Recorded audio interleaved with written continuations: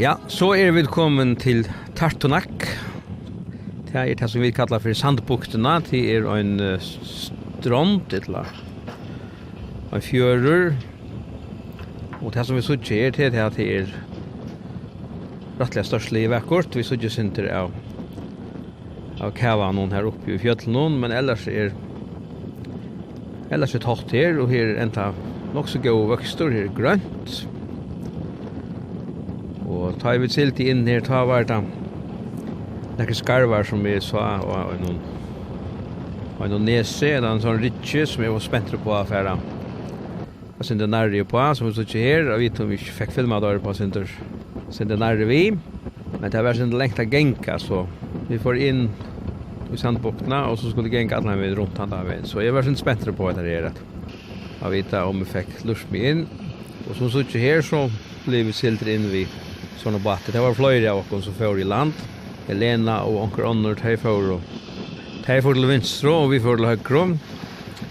De får løyte etter noen særlig blomster som skulle være langt inn i vukten også. Ellers var det og Brindleif og Anna tja. Brindleif kom også, vi valgte affæra. Nede nå her, og så til høyre. Og som vi sitter her på en, så beina vi møtte vi sånn eldstøvun, her var bare gryter og alt annet, så det tegnet på at det her folk som vi kjærer av og til. Det nok helst voie menn, eller voie folk. Her så ikke bosetting. Vi så jo ikke tekst noe til at hei vært i hus. Denne bosettingen her.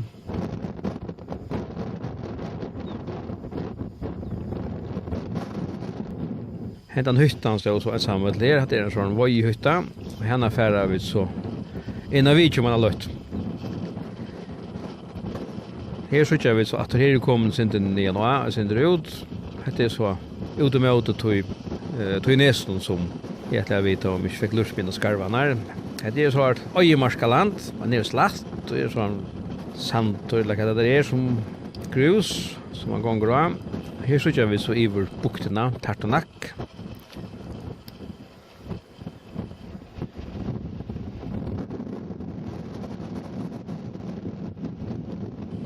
Anna kommer her.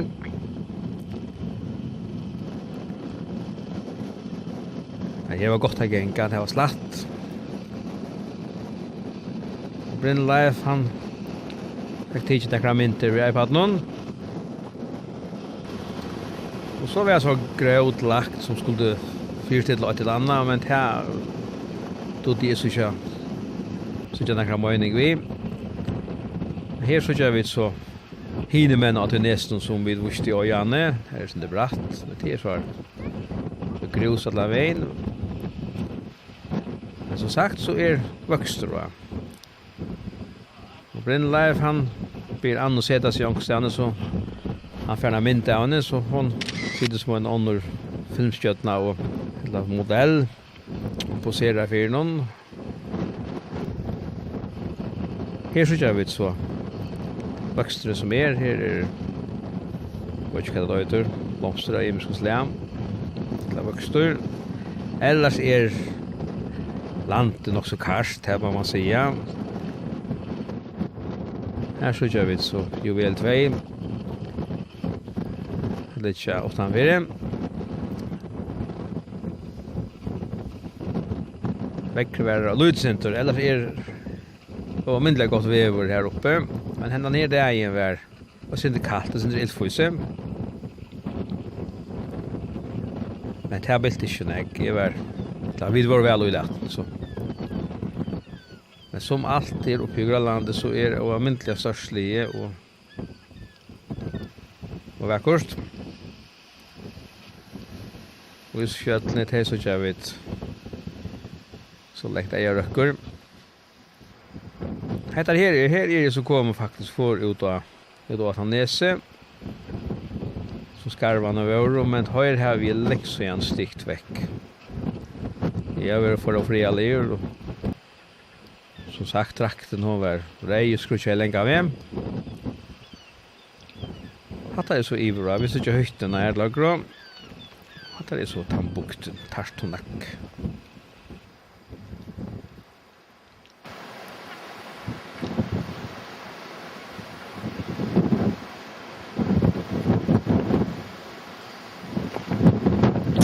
Här är allmäntliga vackert.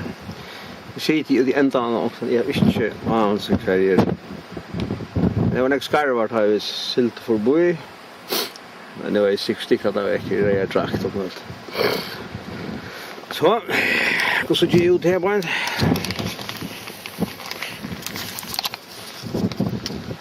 Vad så där? Så det ut läkt det vill landa också. Så det är så svårt. Jag vill att han är. Här. Efter alla tiders. Finns det. Det är bergknir av här. Så att han är med. Ett. Finns det.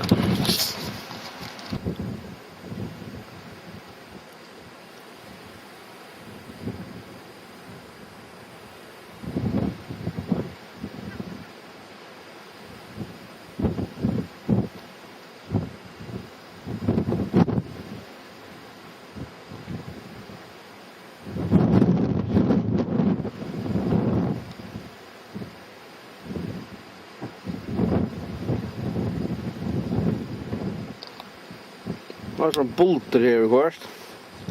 Det var kontorslås. Det är isfjällen som brott. Här var minst jag. Intressant att se vad det gör, men så var kameran sånt. Nio packar allt möjligt. Nu har jag sett mig ner och lura vid mig tjockskarvar. Omtans. Det är väldigt högt ner i avåkstaden så det är inte jarvor. Jag tar det inte i lyxt. Det är sånt där. Sen läst om den och sådana. Men, flott är.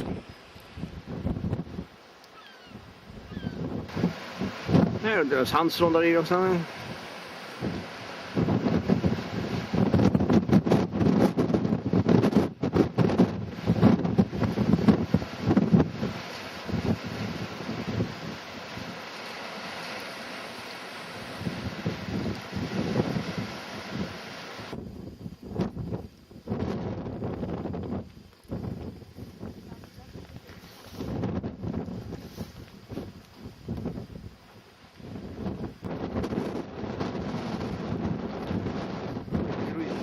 Jag vet inte grusat att gänka. Men tar jag anka skarvar så måste jag bara vara. Men man lösner i vratur. Ja. Här har jag funnit gravstäm. Här är jag knocklar så tja. Det var flera gravstö som vi såg. Här lägger det så bara. Deutschen ja. Vad lämnar så fett att det gråter från honom. Här också. Här står det knocklar här. Grava där det är. Lägga det gröt och det är. Här är högt upp jag och det var svårt. På ena grintan så hon också vitiknar ut men akkurat kus ju det ger att här har vi ju ansvar om det bränner där och så begrava på en eller det lägger det. Alltså det är här så jag så en skalt. Ett lagt kran jag kallar det. Och här hål och här är också. Och kriminal tekniskur. Sikkert finns också borsur kujes nervär. Det gör vi snål nu. Eller jag drar in ett här chans för. Men det har varit en kjolsam vi också som vanligtvis inte suttja på en grunn der. Men vi heter et vajeplass som sikkert folk part av Arnon, kan gå ut fra. Det har vi vært i så skulle det begrave det i også. Her krosser mitt gjør. Hva skal vi finne igjen her? Her er det en. Og som vi sitter her så det bare lea. Och då måste jag se ut som det är uppe innan. Så det är faktiskt rummen i så är det lea rum. Jag tar också stack hundarna i roj. I kamera, ja. Så bara hoppas jag kunna ta i skånen. Här så kör vi så tenn och då har jag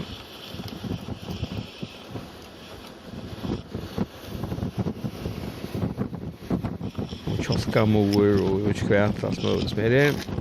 Men, det är säkert. Förra mättarna ger på hända maten. Och det här har vi så. Ska man det vidring för det.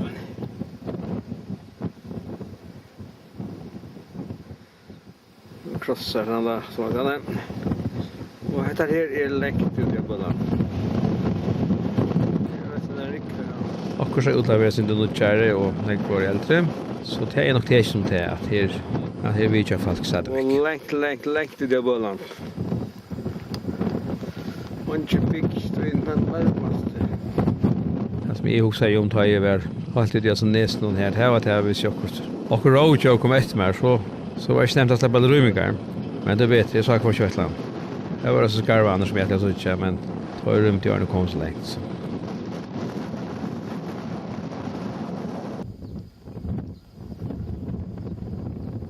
Här är sån hytta, det är sån vojhytta. Jaktskolor. Ja, det var hus. Och vitte så det hon ligger här så tjän. Och som vi kallar det ganska. Eller så hon som det vittisen ut. Men det var faktiskt släck galet att jag för in som så efter någon stund. Hon sa bet ju innan en åtta.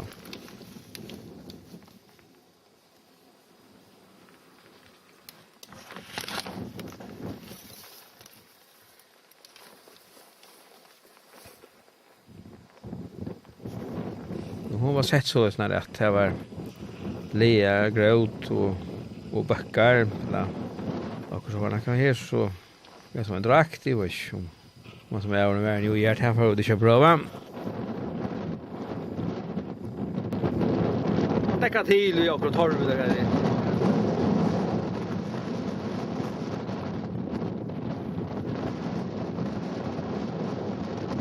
Att det är nog att vi inte ska fuka så är det leo pris. Här är bara köra på att det var sån kul att göra sin drömmatch. Det gör det går så förstånd ja. Så får jag veta. Här in. Skuntar man inte under bänkarna. Säkert var det inte värre som det blev av med. Men här var fribane. Här var rimligen nossligt inne.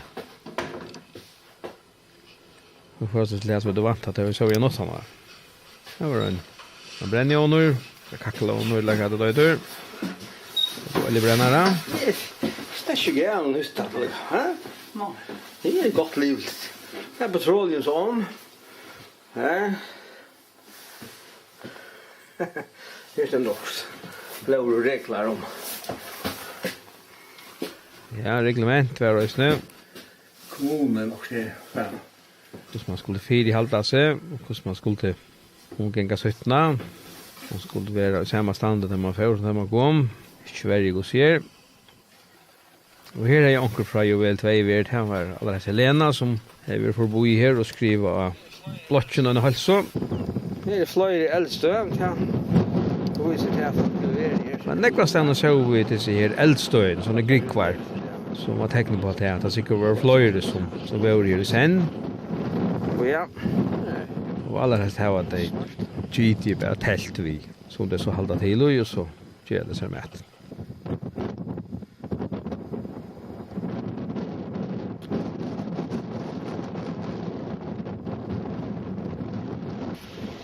Jag sitter så henne etta och Anna boja efter inte blå färger och borrator. Här är det kallt där. Kjolta det var väl i det här. Här är så Joel 2. Tar vi också kommer om att ta santen så wipa vi det center ut av batten och så det och så kom det nästa.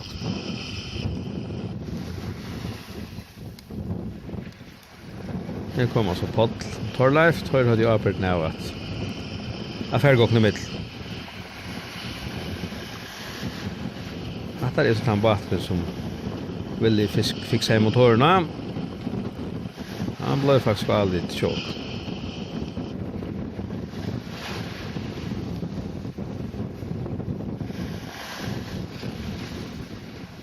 Det är säkert mindre gott att vara. Nej, vad det är tar ju i solen skyn och det är gott och lytt. Det kan hända det en vardag. Svimliga kan. Hej, vad? Hej. Så till? Har det varit? Ja. Det är nog så bra färga folk så. Ja. Kan jag tänka mig kontoret? Ja, jag är bara glad för att få det nog bara så det är så appa mot. Hallå, jag kan se kibaren. Vi snackar om pengar det här där framme. Tänk bara. Vad är det nu som pengar där? Jag får ta kontoret.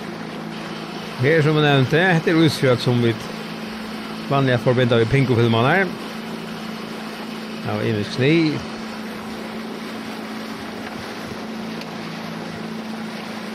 Det var väldigt väckert att kjolsamt. Det ser lite hållt tatt vi, bara hoppas på att läka brottna jag och att ni hört jobb.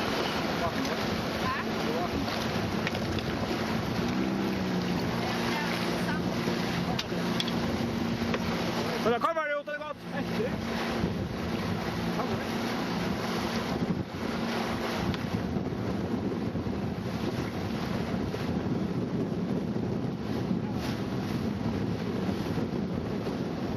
Så nu var vi där med osväng så tar man sig bakom våra för att få åkna bit.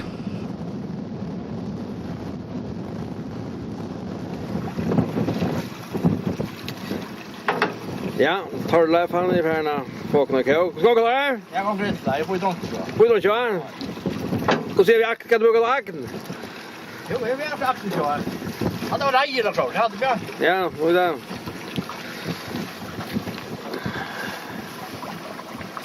Jag var inte så.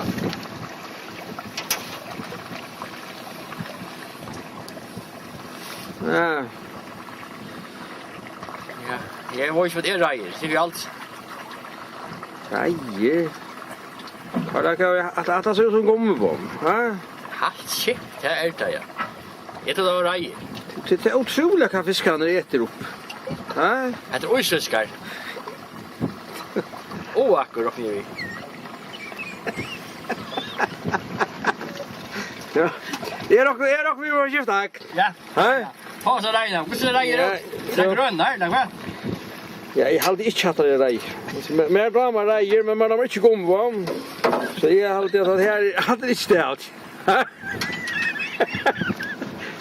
Nå, nu har vi fiskat. Det är att pröva. Nu har vi prövat att fiska vid gummibom och diskbuktene och här check on särligt. Detta blev det inte rutsch. Nej, vi får inte utdra med det här på. Vi går igång. Det är inte att skaffa akner upp, så man prövar det som man är över. Det är Kong Fredriksland och inte. Från Finland, ja. Det han tar med gummibom säkert. Ja, det kanske är kongabom tror jag. Det kan hjälpa. Ja. Det är så en bättre idé. Har det här för att Det är inte. Har det inte. Nej. Ja, att han har fiskeröntna kört Torleif. Så får vi till halt vi att till bjärgingaröntna. Till trycktarskoj, kanske kalla det helt dörr. Vi valde att bruka den här rejen till att jag kan gå trycktarna. Och här börjar vi att det är nu vi har en sån glupskapelse. Eller kan det där ut en flygasång till människor. Så nu får jag pröva om vi kan finna det av hos vi heter Rikard. Så jag ska säga mina personliga mening så halt är att det här är inte något som jag har störst alit då och en nejstov i en handavändning, men det kan gott vara att det här är öjligt gott och lugga väl. Men jag helt att det var förfärdligt om man gäller på oss vi. Men jag vet inte. Det kan gott vara att jag kan hoppa att det är brukligt att lugga väl. Ja, det är här, va? Jo, det går här så långt. Jag ska vara med sig upp. Karvar, vi tjänar kost nu. Ja, men är inte det där? Ja, det är för det. Vi tar beställt det kommer. Och för det här hostan då har då. Det är att ta fast på show. Det är så. Vi kan utdra i gummibom. Utdra gummibom. Så. Vill han ha i pumporna som har runt jag ströjas vi. Vill du göra det nu? Jaha. Ja. Ja, jag går väl. Vaseline hjälper på den. Nej, det är så. Nu då då bärga start och slötcha. Nu var bara efter att få en attack.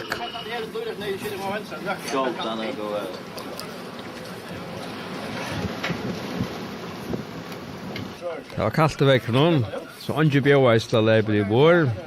Det var en modell för en glopel. Så det blev allt att smita så här böjen och dem och så att pröva bruka henne till modell. Nu går det visa hur det virkar. Alltså med hon är bäj bottnar och halor, han ringer ihop. Han tar lika ganska bättre ut det är folk. Men det blev tidigt seriöst. Men diskuterar rätt och fram vad var bästa bruka och vad var bästa göra. Så det var alliga väl det var lära att ha vi. Ta lite där. Var så. Så då får alla bottna mannen upp att du kör nu.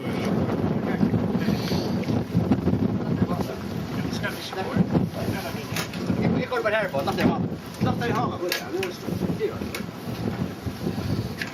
Det var så det blir bättre. Vi ska ta det. What? Nu ska du påtröna sig. Men idén är att man ska trusta minan i motor, det ska glöja och så håller man. Så det är helt så löst när hvis man dora brukar det så är det säkert gjort. Okej, sätt den i mot. Ja, här var det enda mål vi som tyckte ska och det var det att manskapet skulle bruka det så de ovidande personer som är och är skulle kunna göra brukas nu i den nästa år. Jag vet inte hur mycket kyckling här.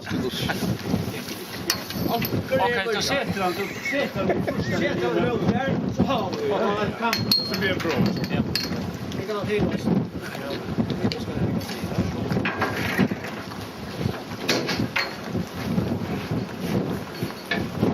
Ja, nu tar jag det. Jag ska ha nekvar iviska här. Det kan jag säga. Ja, jag hade den här läsningen. Skattkingen här.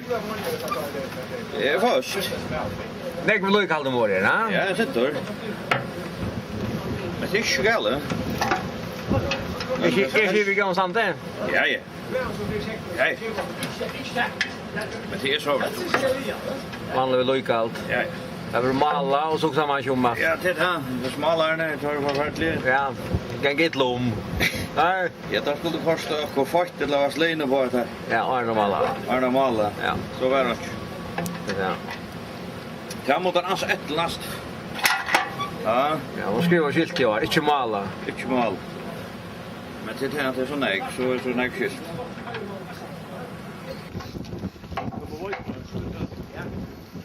Här var flera rundar runt och körde vi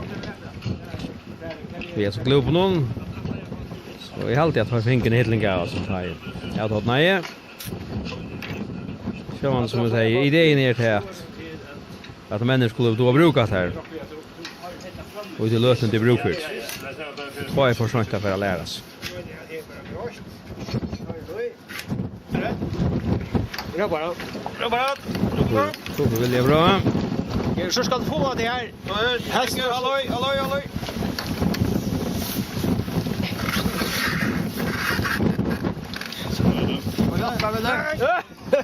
Men var det slapp. Jag vet inte riktigt vad där upp, men det är ganska tydligt att det är inte det rätta anatomiska skapelsen som det skulle ha. Ja, som bara säger det går inte tålande för den lugga, alltså det gör så slapp. Nej. Tarla vi är special crew tarla. Special crew tarla. Tarla är så. Hej. Var är det då, det grabbar? Hade inte gått än. Ja. Det får inte upp idag. Han går ur. Hej. Nej, jo, han går ur. Hade inte gått. Det var samma mål. Nej. Ja. Ardan. Hade det. Det är ju lokalt. Alla fick det rika. Fisk för mig. Vad är det då? Vad är det för du? Fisk för mig kom bara då. Ja, han domsmannen så han släppte ju nog hjärt. Ja, det är inte. Är det på det där då? Ja, så heter det lost men ja, det är inte så. Det var en kämpe vårt, här var det bestämt, men det var röst i allvar. Men det visste kvätt vi. Kadremonen är värd då. Vad gammal då var. Men du kan helt ha en som Johan. Men det är helt allt chef som har mannen till dem. Ja, vet du vad 4 man? Ja. Så helt mannen till dem. Ja, då skulle jag trycka sig. Så är det inte tänker jag. Du kan skjuta manlet. Jag blev att höra om att det var för långt att båten skulle ha en mopp att man kommer båt. Det skulle så som jag folk vara till att passa den båten och är så fire man så skip nu så är det inte nog till att bära att vi är ombord och affära vid gombåten. Så det här var Imskrav här som såna meningar om det här som då diskuterar lite hur vart du. Det var lite vi vet det. Hur snart skulle vi i mappa trutje? Det trutje. Och står det inte två som hänger in, va? Klarar inte att en mikroskåp, va? Det tungt, va? Vad för det hänger in, va? Jo. Det är lite vad det är någon så för vi in. Och här får så då att förklara kon näka samband vid tryckt. Och som det måste ha sett så är en ubåt i denna sida och en i denna sida, ja. Det är allt världen bara skipen om och hur vi skulle för halda kon och göra när det. Men det situation som vi helst inte skulle komma i. Hvis det hänt att några olika händer så skulle vi veta vad vi skulle göra ombord. Ja, och 20 personer här. Så visar någon för räddningsvästarna är och så räddningsvästarna. Ja. Räddningsvästarna ligger här i denna sida. Så vi kan inte få upp på ja. Och det är märket då. Och det är lys på den här. Det står on off här. Det ska helst lysa.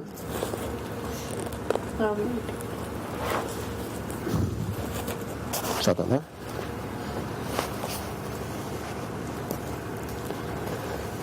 Och så är det off. Och det står här att den går ut också här. Den ska skiftas i hydda så att lusta och Helena hon i ser det till Grönland så att få allt vi som man ska tänka på. Ja, det ska få riktigt på. Riktigt på. Vad blir det? Vad blir det? Ja. Nu samlar det här. Och så när man löper i solen, och tar vi släp i havet så ska vi minnas till att det här var händsnar under hökne och trysta ner så att han inte smäckar på under höstas. Ja. Och så är det som man ska ha med till gombåten. Ja.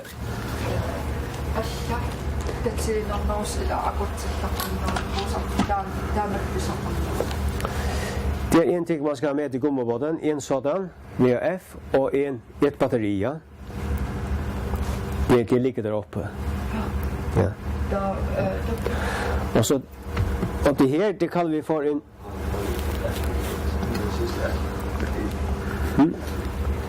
och det här det kallar vi för en SART. Save and Rescue Transponder. Ja? Jag vill säga det SART. Sast att 30 cm radar för skulle passa för skulle. Den här den kan alla skip se på radarn när det kommer tätt på. Ja, och Måske 12 år til Sømila. Og det her, det er en antenne, som du skal holde op i gummibåten. Ja, og kommer op det her, det er antennen.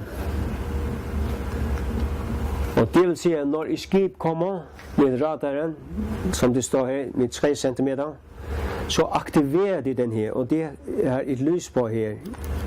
I her. Att det här apparatet har aktiveras tar ett skip har uppfängat det här så snart att de som har det här de kunde switcha om ett skip är i närheten att ljus för att blinka eller. Ja. Och det går såna prickar ut av skärmen på radaren. Det är som en jag tror det är 12 stycken tegn såna små prickar. När det kommer på. Och så när man kommer tättare så blir det bara allt blir vitt på radaren. Så vet man det att han är helt tätt på. Ja, tycker så i navnet om jas. Så är det drakten här. Ivelis drakten här som han får visa kunde gå se i. Det fungerar. Och så är det drakterna. Det ska vara en drakt till vart folk.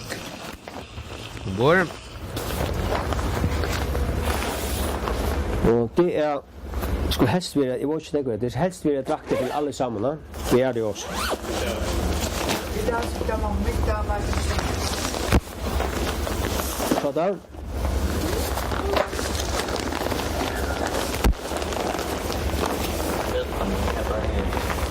Hik. Skal du prøve? Jeg har prøvet. Ja, kom. Nej, jeg skal vise jer. Nu skal du Nu klæde skal vi hitja vel etter Gussian. Der. Børnene skal se godt efter. Det er meget vigtigt. Jeg ved ikke. Men det kan altid fikses. Det er det, som jeg skal vise jer.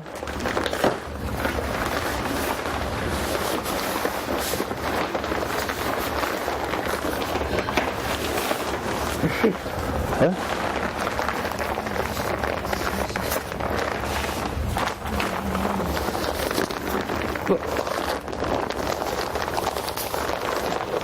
Sådan.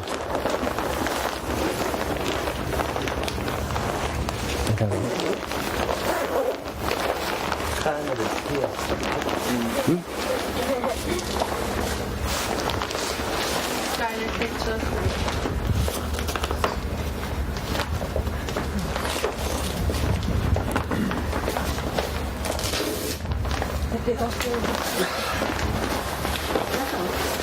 Ja? Se godt efter.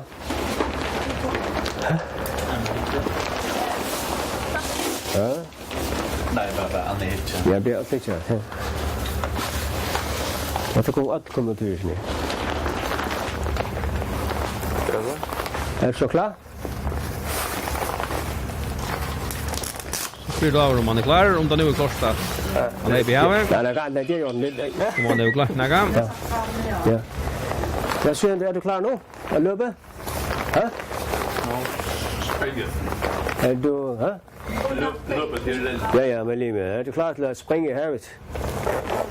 Hæ? Klar nu?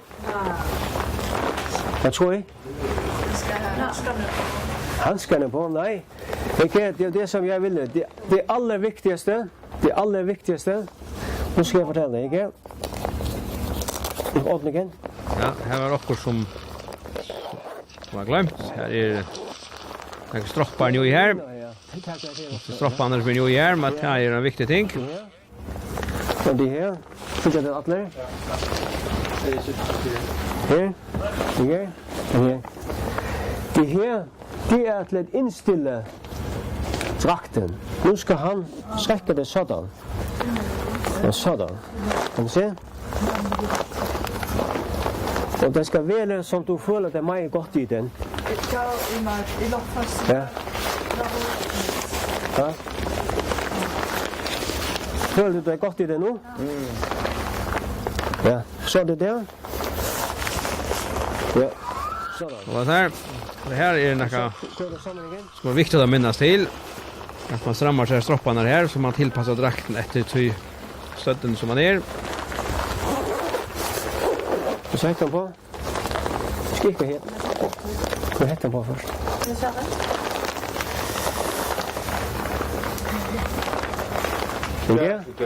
Ikke? Og så nu. Nej, ikke? Du skal ikke lege. Det er alvor. Ja. Du går der sådan. Og så går du ned. Og så trækker Ja. du alle luften ud. Så ser man, nu skal han fra nyer. Og så kører du op. Nu skal han tilføre på alle luftene ur draktene. Presser han sammen. Og så lukker man fire. Og tar han så røys oppatur. Så ligger han tatt på kropp. Og så husker du den her. Du skal alltid hægte den på. Den er til, hvis du skal hive op. Ja? Og så er det her, hvad er det her?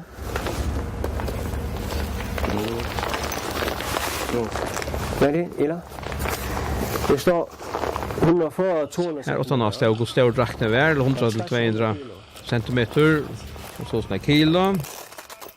Og hantan hele løgnan her er til hvis man skal ha fløyre sammen. Så løsner det at personene ikke skulle fære. alle sammen er. Hvis det var en annan bostor så kan man hekta sig samman till Jeg må nu gå til der i Gustav i morgen. Ja.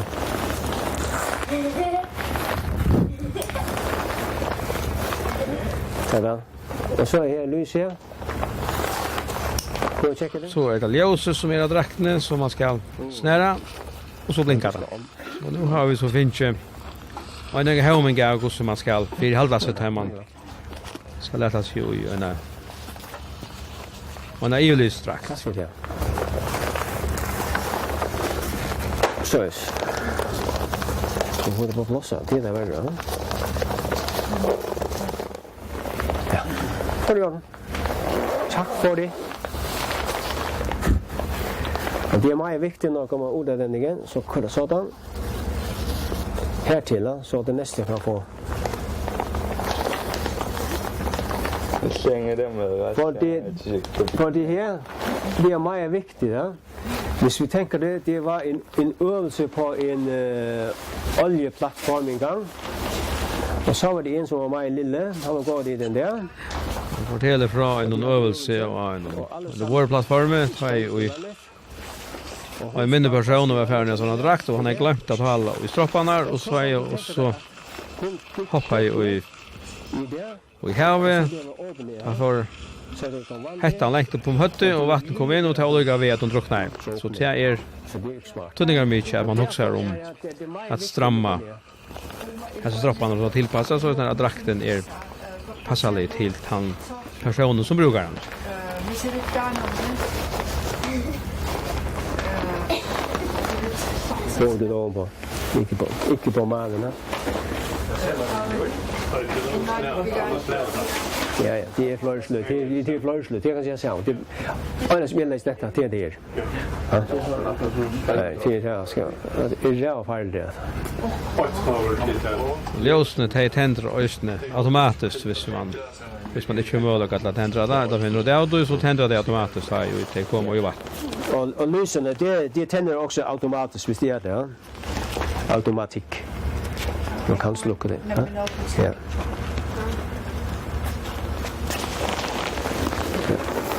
Att det här. Och det med mobbåten, ha? Mobb. Ja, jag behöver dottern i havet och tar man tar han upp så ska man läta han ur öllondom och vatten ur öllon clownen och så ska man battla han in i såna täpper som man kan finna. Och det är om våra vatten. Upp av havet dick. De tar in i båten så när de kommer ner ska få hjälp. Och alltid en man som har fallit i vattnet. Man ska ta alla kläderna av han. Allesammans. Ja. Och så packar han gott in. Då i man att man kan säga. Nej, alltså det är täppe och allt möjligt. Ja? Du ska bara fylla så mycket på den som möjligt. Ja? Det är som en lånta rapport. Det är sådana, vi ska kalla det fina drakter. Ja? Du måste ha i vår termdrakter här. Så här. Det var visst att man ska Ja, sulpa på det. Ja. Ja. Foliedrakt, ja. Ja. Det är faktiskt det. Nu är power kom nu köknet här och så för väldigt att så som med elda gör. Så går vi till den delen som har med brand att göra. Och det är så maskinmästaren som har ansvaret av alla de mekaniska delar så som branddörrar och så är det däckslar för ventilatorer och sånt något. Då igår så då la man maskinen Ja. Och hvis vi först går till branddörren. Det är för exempel den här ligger foran oss. Det är en järndörr. Och den som går in till kocken där. Och det ska, hvis det blir en brandalarm så ska man lucka alla de dörrar. Och så har vi det har I lagt märke till. Det är olika luker runt om på skipet som man luckar och så det blir tätt. Det har I måste lagt märke till. Alla de lukene, de skal lukkes. Derfor med den resepten. Så har vi også brandpumper som vi kan sette slanger på några dimser ut på däck. En brandslange ut på däck och så startar man den brandpumpen och så får man sövan på ett strålerör, ett rör som nu har vi det gick här.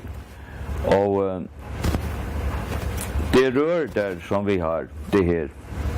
Det är man kan stilla det här på forskjellige vis. Man kan stilla det så att det kommer en stråle ly ut. Ja, och så kan man också stilla det sådan att det kommer sådan en vannthåge runt om som beskytter personen som har det i hånden för värme. Ja, Ja. Och så kan man också när strålen sprider sig, hvis man har problem med att få ilt, så kommer det mer ilt ut av vannet som blir spröjtet här. Att man kan hjälpa sig med att ånda ilten från vannet här. Det kan gott hjälpa. Ja, Ja. Så det hvis man skal in igenom en dør, hvis det er illebrand in ja, for eksempel der opp under bakken der, så går man det, at før man åpner den døren der, så tar man og føler på døren om den er varm, eller ikke så varm. Ha? Og hvis den er meget varm, og man er alltid tåmen, og det kallar vi eter og tår. Eter og tår. Den som står med det her, det er eteren, og den som holder slangen, den er tåren. Og hvis det nu skulle være en illebrand der, så skal man ikke ta og sprøjte en stråle på illebranden. Så skal man ha det her sådan at, eller det beror man stort sett, alltså hvis det är långt väck och man inte kan komma till, så har man en stråle, men hvis du kommer tätt på en illebrand, så är det den här tågen som kommer ut här. Och det går man bara så på den måten, och det är mycket effektivt, fordi att den tågen som kommer ut här, den fördamper over illen, og den fordampning, altså hvis vi sier det kommer 1 liter vann ut her, så blir den til 1700 liter av damp. Eller 1700 gang større. Ikke det? Ja. Og hvis I kommer til hvis I kommer ut for at nå er de en illebrand et eller annet sted, det kan også være hjemme, og I ikke kan komme ut med det samme, legg dem ned på døk, nesen ned imot døken, så får I ilt. Gulvet. Ja. Ja. Så tar vi igen det her med at stoppe ulykken.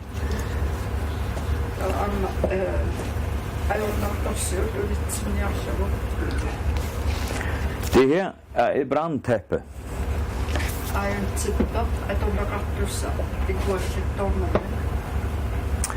Og hvis det nå kommer ild i en gryte inn hos kokken, så skal man ikke hoppe ut, men man skal ta det her,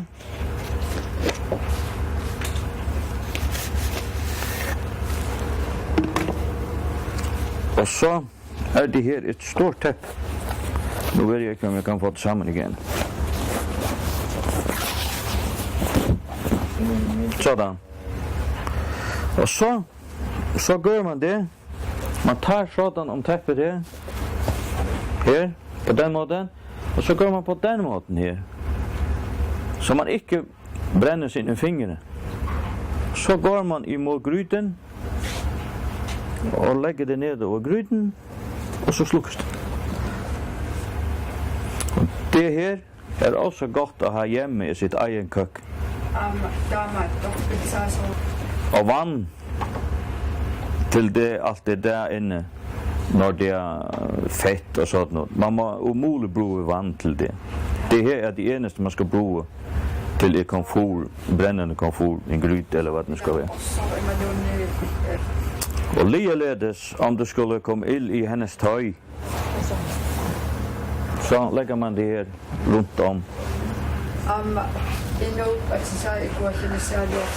Det her er en ildslukker.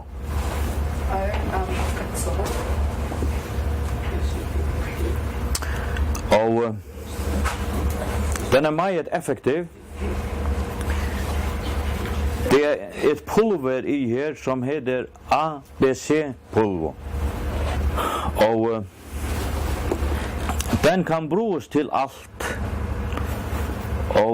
Men man sier det at det er en minimum avstand på 1 meter. Altså som jeg skal være fra ildebrannen.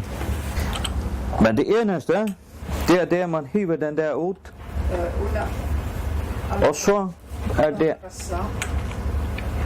det kun håndtaget her. Man trykker litt ned og så. Det er stort sett det, og det her skal trykkprøves hvert 50 år. Og hvert år skal den vendes på hovedet, og så det kan være at pulveret sitter litt fast i bunnen, så skal det vendes på hovedet. Hvis man så har en gummihammer eller et eller annet, så løsner alt seg, så er den i orden igjen. Men hvert 50 år skal den trykkprøves. Og så er det også det her med som vi har snakket noe om, at stoppe ulykkene. Stopp ulykkene. Og det, at stoppe ulykken, det er det som til dømes det der kan bruges til. Den her. Hvis I først måske ringer til alarmcentralen og sier de ildebrann i, og hvis de er skip, det er ingen, du kan ikke komme vekk. Så tar det for lang tid. Hvis man prøver på å stoppe ildebrannen først, og det lykkes, så har man. Men når du har ringet, det måske tar 3-4-5 minutter, så har ilden bredt seg. Så kan den ikke slukke så lett. Ja. Så er det en ting til. Ja, men det er så gjerne, ja. Det er det at Nu er han livet å forklare om eld- og brannslagkjærer. Så er det til hjertestopp. Så en person er dotten i havet, så kan det hente at han får hjerteslag eller hjertestopp. så kan det ske. Det skal da vara lyckas som förklara kunna syndrom. Och det är inte alltid att man pjustar vita och hela massa. Och det vill skipparen gärna visa er hvordan man kan hjälpa utan det att man vet en hel massa. Nu är så Paddle inte slä. Paddle faller om här. Ser på den måten. Det har jag sagt. Ja, och det allra dåligaste det är att vi slett ingenting gör. Och man ska äntligen inte göra. Ja. Så det kan vi pröva att se. Vad man kommer till en sån nummer så. Och i mig damer du till gången. Nu ska vi så gå så vitt. Vi håller kon. Rustigt till då om det är någon rekreation och det är Vi ser det så. Första du prövar ska på ontran vita om man får några löv igen. nej, så är det inte något. Och så prövar man Men lite helt upp när det blir så värdes. Så nu skulle det vara fri passage till andra data. Så tar man händerna in under halsen och för en guana som längst som tillber så är det att här fri passage i genom halsen. Och hvis vi ska göra konstig andedrott, Hvis vi skulle geva konstig en andra drott så gången. Och så ska man bläsa genom munnen och näsan hit kan man bläsa och visst det han kastat upp och så nu det är så gott ut där. Så ska man blåsa genom munnen och hvis han har spoj eller akkurat kommer ur munnen så kan man torska det eller man teker en klut och lägger en fyra gör lite i hål eller plastikpette och så är det att man täcker fyra. Men ger hål sig till munnen. Visst det är du var oläcker se på den mån, ja. Då är det så en utan en sats med. Och i en första hjälpstaske har man sån som du kan sätta Och på postigen. en första hjälpskassa här är det så måste ju som man kan bruka till att sätta in i munnen. Så när vi är två som har sån nåd övelse så kan han bläsa och jag trycka. Och tar det två som nu är som förrän är då om hämta patienten så kan en blåsa och hin trustor eller kör hjärtmassage. Jag trycker här 3 gånger. Mitt på här. Man ska trusta mitt om man har brinkarna. Mitt på. Och jag ska trycka, det ska gå måske 4-5 cm ner, så det ska gå lite hårt, ja. Men man ska inte vara bange. Så man ska trusta en 4 centimeter nyer. Ska vara ordentligt tryck i och man ska inte vara benchen sedan. Ja. Så går man hit så går jag 3 gånger denna gång. Så tror du 3 fjärnar och så blir det given konstigt en andra drott. Ja, Så går jag sådan. Så går jag hodet helt. Jag är bäst vant till och så pustar jag genom näs. Yes, okej. Då finner det sig ut. Jag håller här. Och vill säga till att han är mest vän vid att halta munnen attor och så blåser jag nösna. 2 gånger. 2 gånger. Och ta blåser man 2 fjärnar. Och så går jag igen 3 gånger. Så 3 variationer. Och så trustar han attor hjärtmassage och 3 fjärnar. Och så lyfter jag igen, så måste jag börja pusta, ja. Och så. Och så lustar han och möjligt begynner han att blåsa ett landa. Så igen. Ja. Och så gör man prövar att göra skump och vid man får reaktion. It's alive, miracle, hallelujah! Det allra viktigaste det är att man lagar ett land. Ja. Man ska inte vara bange. Det som är mest områdande till är att man gör okkurst, man gör det så gott som man kan. Ja, så jag säger många tack för. Måste vi få lite ur det. Ja, nej. Ja.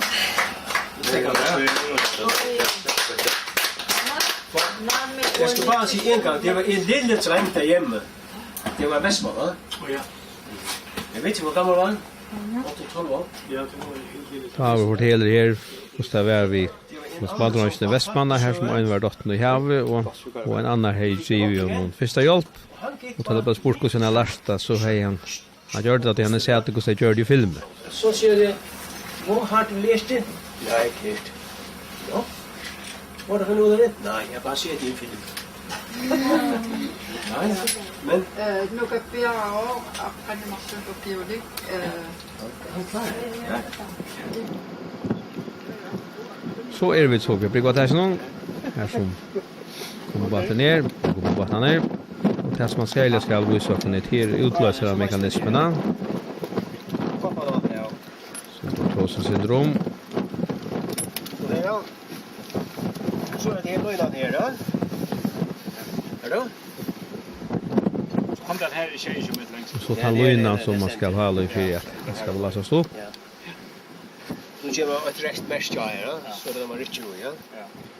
Så är det visst i skipet sjöcker och det inte kommer upp och lösa det. Så är det här mekanismen va. Så så kommer det där va, så är det läst då, så löst då.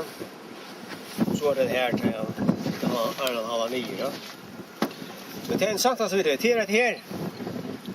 Det här hvis man kommer fram av sådana som ligger och flyter i sjön. Det forklarer han at hvis man kommer fram av en sånn båt som ligger så løsner, og så stein 4 i at hala og i alla løgnene som er nekva meter lenk, og den har blåst ut, så kan man teka og jeg ser altså velcro lasen i her point, og hala teileis, så løsner at båten at låtje fyrir av, og så kan man ratta håndena innom här som man reja linjen ner och hala i, så släpper man från att hala alla metrarna och bruka krafter på det här.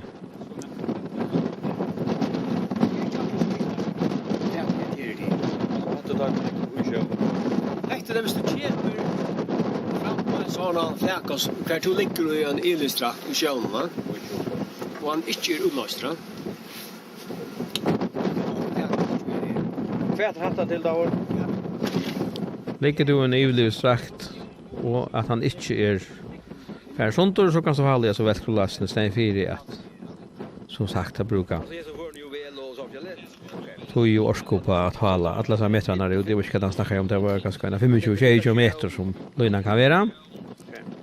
Det kan vara att han möts bitch. Här i Slindarnon är information om kvärt och i båtar och just här Björgingabasen hör till. Det kan skipet som Björgingabasen hör till. Så lösnar det att det kan lokaliseras kvar det kommer från.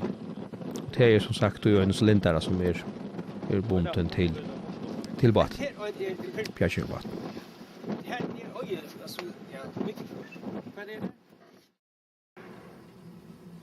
Ja, ju så hesen det av nu tart och nackvär i Vistein för vi så att cykla till Illulisett till Jakobshavn här och vid mitt andra skulle skifta halsen och här var ankrar ägarloter som hör ankrar brandpumpen.